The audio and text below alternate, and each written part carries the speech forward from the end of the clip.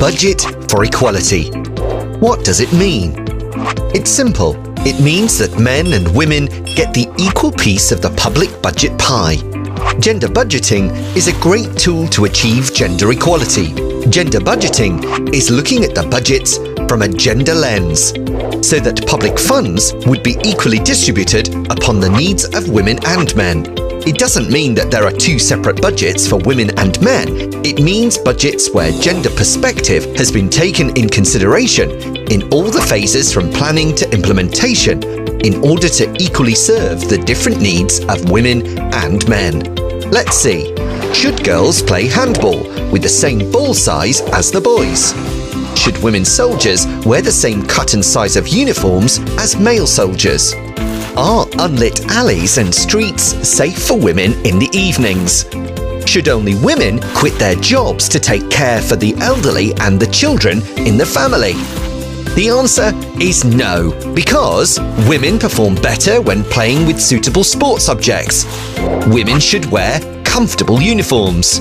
Women are more vulnerable to gender-based violence by walking alone at night.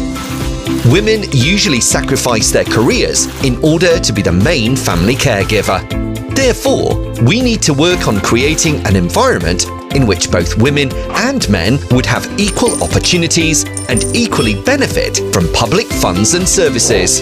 Gender budgeting always starts from a gender analysis for raising and use of public money.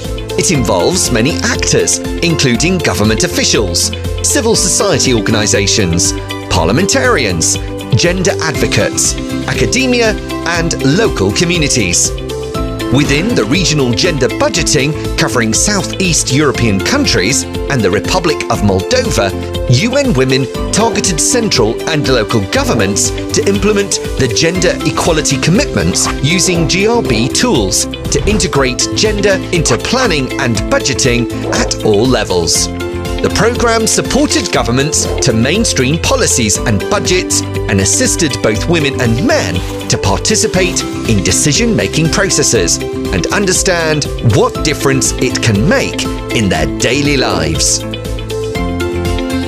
One of the examples at the local level in Albania shows how the partnership with the local CSO set the GRB high in the agendas of the local municipal officials in Tirana, Vlora, and Permet. Both women and men attended participatory budgeting meetings between citizens and local municipal officials, which resulted with a number of recommendations to push for better and equitable funding allocations to social services.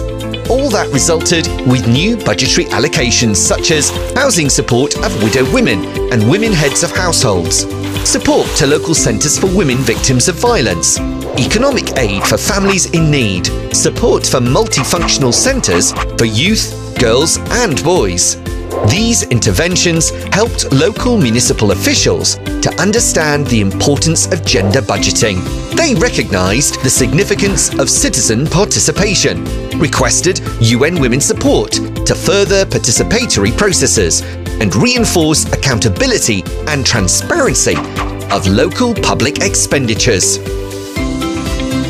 It actually doesn't take a big effort to make a big change, right?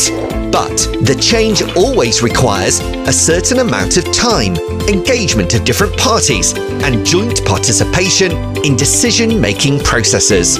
The fifth Sustainable Development Goal, gender equality, states that women should have full and effective participation and equal opportunities for leadership at all levels of decision-making.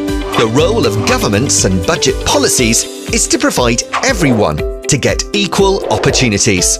Gender budgeting creates societies in which both women and men have equal opportunities, having in mind their different needs.